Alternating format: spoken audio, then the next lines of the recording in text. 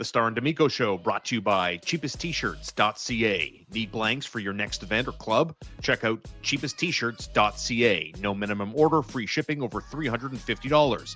Same day shipping on lots of items. Affordable, Canadian, ready to print your design. Brought to you by Catherine Prince at Remax Platine, your Montreal real estate connection. Call her at 514-702-2474 or email Catherine with a K, Catherine at catherineprince.com.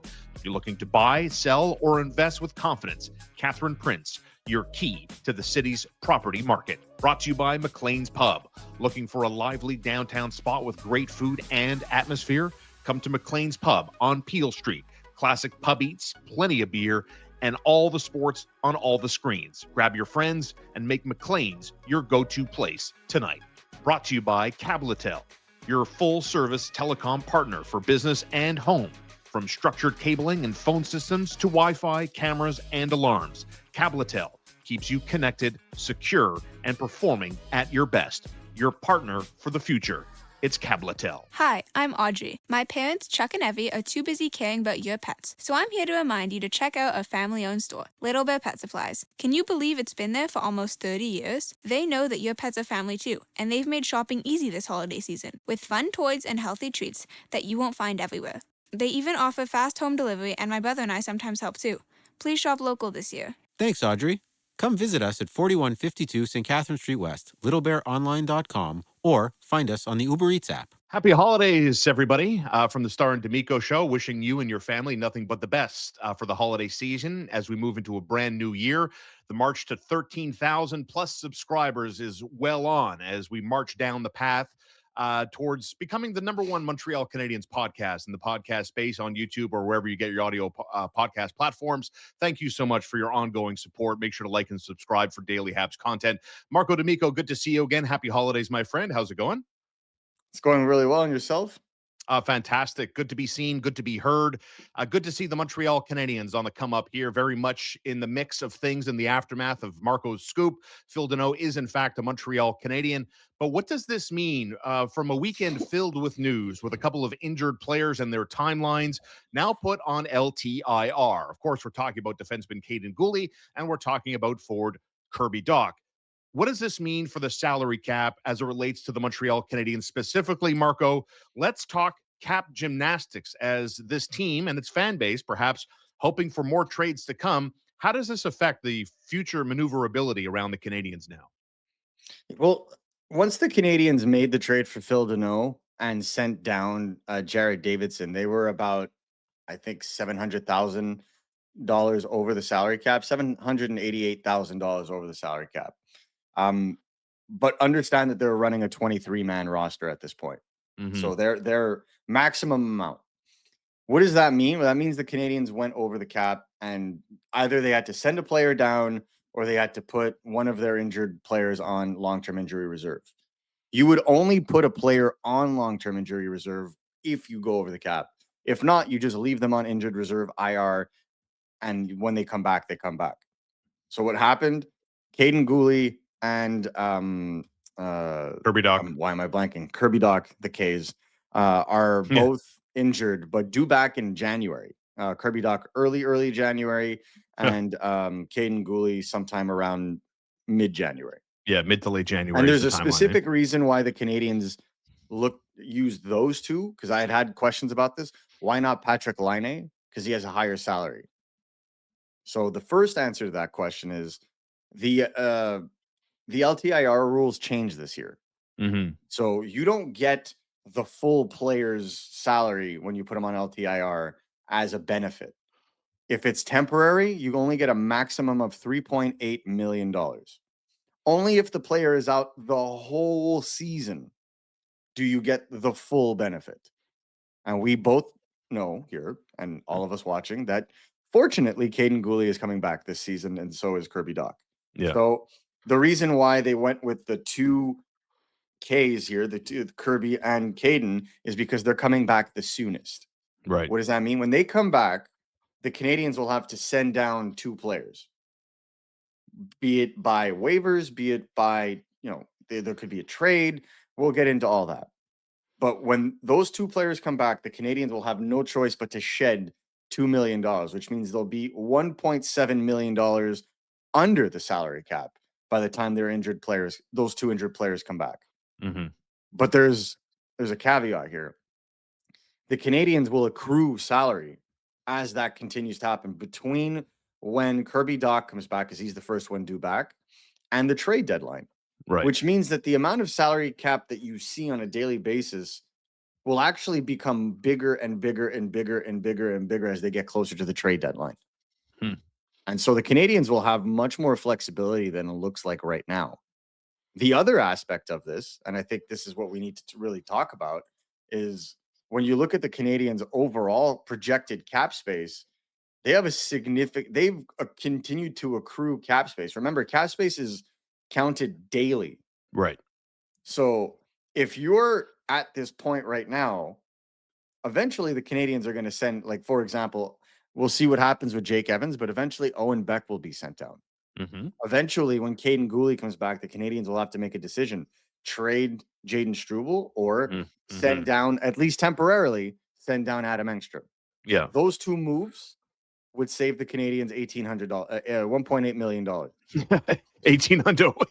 Oh, they'll make rent this month with the $1,800 savings, right? Well, it depends. Only in certain areas of Montreal. So, in other words, the Canadiens aren't going to be necessarily all that limited once it comes time to reincorporate Kirby Dach and Caden Gooley. You know, when you talk about Owen Beck and Adam Engstrom in particular, these are waiver exempt players that they could be sent down. It's not personal. It's just business, even though they've both looked good. Congratulations to Owen Beck for finally having a goal that counts on Saturday night. Snipe City, by the way, over Stuart Skinner in front of a packed Bell Center crowd on Saturday. So congrats to Owen Beck. But it's not personal. It's business at this point. But the other part is intriguing to me, too, about, how many, and we've spoken about this so often, about the defensemen they have, the chairs that are already occupied, and they have way more bodies than they have open seats, right? And obviously Jaden Struble with Mike Madison back on Saturday, he doesn't play on Saturday night, but I mean, how likely is it that the Canadiens go the trade route based on the salary cap, based on how tight things are, versus all the other options that we've talked about and will talk about? Well, I know that the Canadiens would still like to improve their top six. Yeah. Right. So you're going to have to make a trade here. And I don't know one rebuilding team at this point that is solely looking for picks, which means that the Canadiens are probably going to have to sacrifice some roster players if they want to do so. And I think that's what brings us to the next point, right? Is, I saw a lot of people that shared your dream for Sidney Crosby, for example. Of course. It is what it is. I can't escape it. Sidney Crosby makes $8.7 million. By the time Patrick Linea comes back, the Canadiens will be approximately $3 million under the salary cap. Right. If that trade, for example, and I think this is where it's going, right? And I really do want to make this clear. I'm not reporting this. I'm looking at the roster and seeing how can the Canadiens work around this. Yeah. But in a prospective trade for a 2C, be Crosby, I don't think they'll have to do much cap gymnastics when it comes to O'Reilly. Be Nazem Kadri, be any of the potential, like Robert Thomas if he's made available, Tage Thompson if he's made available, any of those guys making upwards of $7 million. Let's just, blanket statement. The Canadiens acquiring Phil Deneau, having Jake Evans, having Nick Suzuki, and trading for a 2C kind of makes Kirby Dach obsolete. Right. And Kirby Dach makes $3.4 million a year. And he's set to be an RFA. And big right shot centers are extremely coveted across this league. I mean, I know Calgary's been looking for one forever. And including him in a trade immediately offsets half the salary cap of a $7 million player. Right? Yep. And then you'd have to think that you're going to have to include more than another piece, right? And so when it comes to calculating the salary cap on a daily basis, if you're trading for a $7 million center, and for example, Nazem Kadri, the Calgary Flames have already, it's already been reported the Calgary Flames, if they get the price they want, are willing to retain on a Kadri, for example. So say Kadri was a $5 million player instead of a $7 million player because there's $2 million retention. The Canadiens have $2 million when both Caden Gooley and Kirby Dach come back. And Kirby Dach, along with futures and potentially a young defenseman a la Jaden Struble, if that's your package, there you go. Then you can fit Kadri under the cap. Yep. So when my colleague at BPM Sport, Greg Locteau, asked Kent Hughes yesterday at the trade about the trade situation, Kent Hughes said he's not worried about being right up against the cap. When there is a will, there's a way. Right. And this is exactly what he meant. Because I think the Canadiens are going to reach a point where, you know, they're going to have to make decisions. At this point in time, do fans prefer Kirby Dach or do they prefer Alex Newhook? Because Kirby Dach will ultimately be forced to the wing if the Canadiens acquire another center. Well, you and I spoke about this on our Saturday live show in the aftermath of the Phil Deneau trade being executed and confirmed. And I think both you and I, and correct me if I'm wrong here, but both you and I in a full healthy lineup that has Phil Deneau, that has Jake Evans, when you look at your top four guys down the middle, I think most people watching, listening right now, I think we all agree. I would say it's very much unanimous. Oliver Kapanen's not moving from his spot in terms of playing center, whatever line he's on is the point I'm making. So you go from Suzuki to Kapanen to Phil Deneau to Jake Evans. So again, all the chairs are occupied. They have more bodies than unoccupied chairs. And I think both you and I have Kirby Dach on the wing, which I guess is interesting, right? Because we talk about the lack of depth down the middle, the constant pursuit of a 2C, and the big right shot centerman, and the Canadiens are going to put the guy on the wing. And I think that in the eyes of the beholder, right? Kirby, I think there are teams that still view Kirby Dach as a center. Yeah. Even though I don't think that for the Canadiens' purposes, it makes much sense to have yet another right shot center. I think they have enough, right? Yeah. I think they're pretty good. I mean, last night they had four, right? All four centers that lined up last night. You know, Joe Veleno then proceeded to play center once Jake Evans went down, but if not, they had four right shots. So, you know, one of the main reasons why they acquired Phil Deneau was to offset the left-right issue. And with Michael Hage coming, who's another right shot center, I mean, it's a good thing to hoard all these right shot centers because their right shot top 9 centers are probably one of the rarest, if not the rarest commodity in the NHL. So it's good to hoard them. And you have one of the best in Nick Suzuki right now. So it's a good problem to have. So I think that if utilized that way, a guy like Kirby Dach, along with a guy like Jaden Struble, you put a package of them together and you can add futures, a first-round pick, a second-round pick. I mean, the Canadiens still have one. That's still a solid base to go and get yourself a 2C. And it would alleviate you of about $4.82 million, which means that you can acquire up to a $7 million center without retention. Right. You know, as of early January.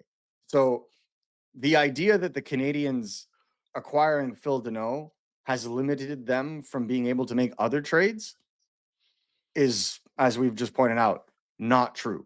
They can actually be much more creative. And this is just me constructing a trade, right? You also have to factor in another thing. There's Patrick Linea. Right. And what about when Alex Newhook gets back? Like he's the last guy to come back, right? Alex Newhook comes back only after the trade deadline, so it's not that big a deal. So after the trade deadline, what's really good is there is no 23-man roster limit. You can just pile it on, right? You could pile it on as long as you don't bust the cap.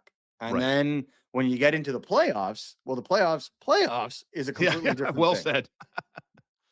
Playoffs is the in-season salary cap, so $95.5 million, but only to the 20 men that you dress, not the whole roster.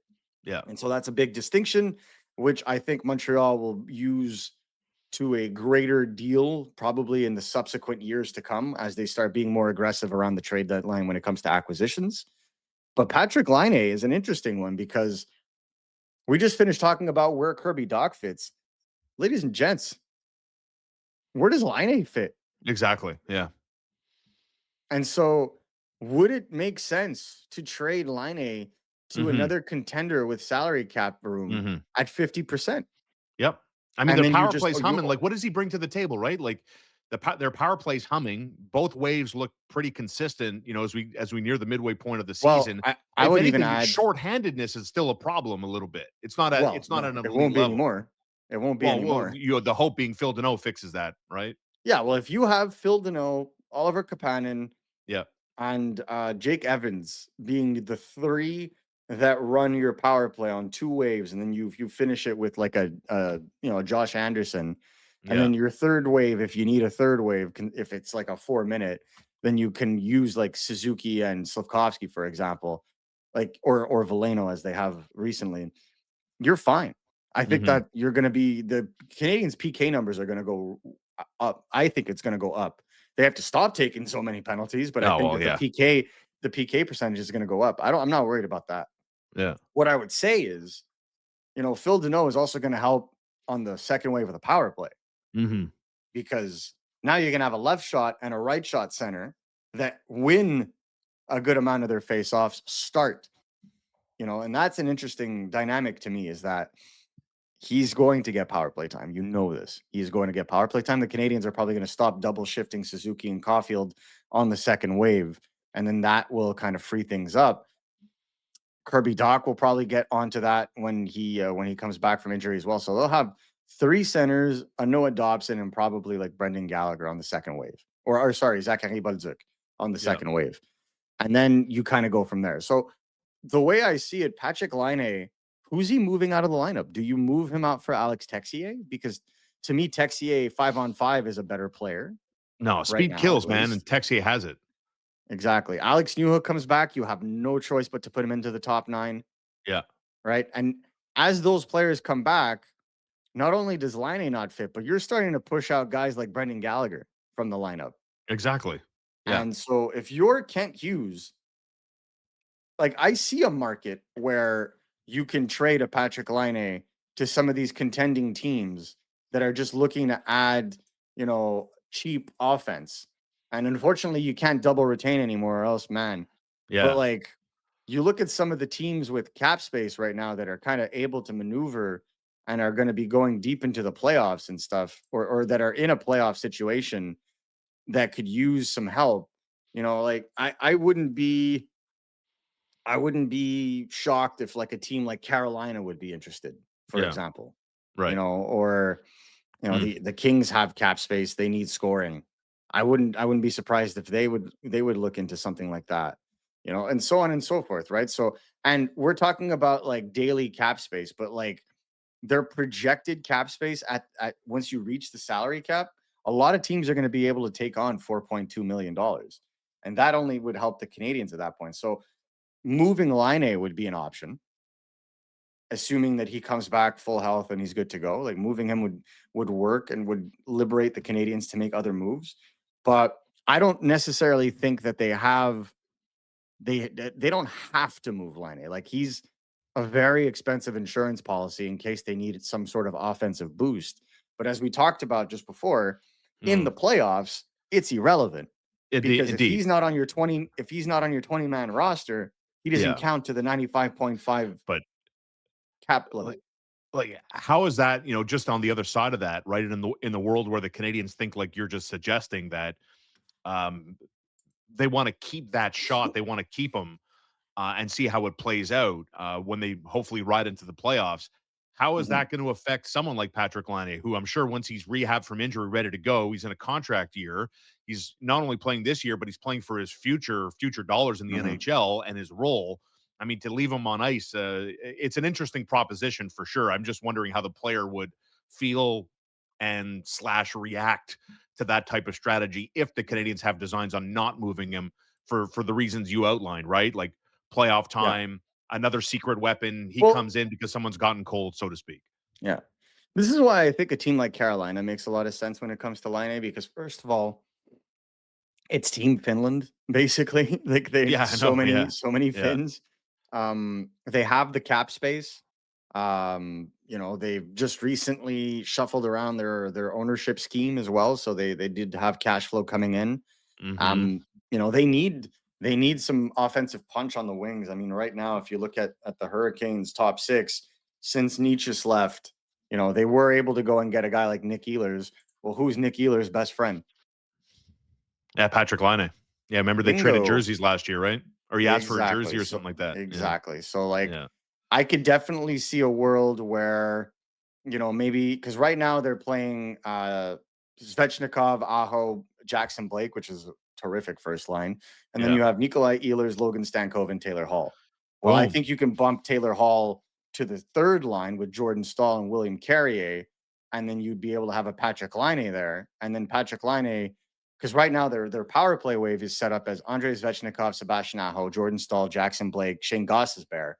Well, I think between you and I, Patrick Laine could easily take Jordan Stahl's yeah. spot in the first power play wave, and it would work Mm. really well. And you know who else plays on that team that's very good friends with Patrick Laine? Sebastian Aho. And those two have had magic before, for those that remember the 2015, 2016 World Junior Championships. So to me, there is a world where Patrick Laine is tradable. Right. But I think the Canadians are going to have to retain 50%. And then we would have to see, maybe they throw a pick in there as well.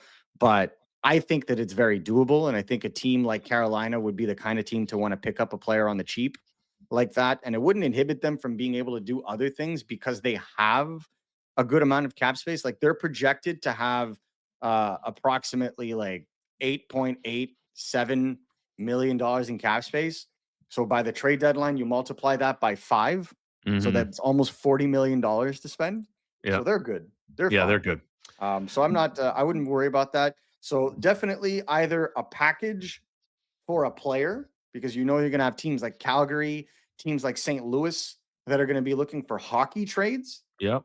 that I think can help the Canadians out, both from a roster perspective, kind of move out some bodies because they're going to have too many. They have 27 players right now that they have on their roster injured and healthy. Or you may see that kind of cap clearing move with Patrick Laine to allow them to go and, maybe add a player or two more. There's Marco D'Amico with Star and D'Amico right here on YouTube and wherever you get your audio podcast platform. Shout out to cheapesttshirts.ca. Buy now, order now, get it tomorrow. McLean's Pub on Peel Street in downtown Montreal. The best in home security from Cabletel.com. The no mess, high tech, state of the art home security. So protect all your belongings, protect your family with Cabletel, Cabletel.com, and Catherine Prince, Catherine with a K, CatherinePrince.ca, certified Remax Platine broker, the best in the business with over 20 years. If you need a home evaluation or you're looking to make one of the biggest decisions of your life, you can trust Catherine Prince. And don't forget, you're still looking for that holiday party? Head over to Morella's in Ganawage, Highway 132, right over the bridge, 15 minutes from downtown Montreal. Reserve now at morellasteakhouse.ca. Marco D'Amico at MN D'Amico on all your favorite social platforms. You can read him on the regular with RG Media. Thanks as always, Hab fans. As lessons learned here in over 20 minutes, there are not that tight in terms of limitations. So keep it locked to Star and D'Amico for the latest during the Canadian season. Thanks as always, Marco.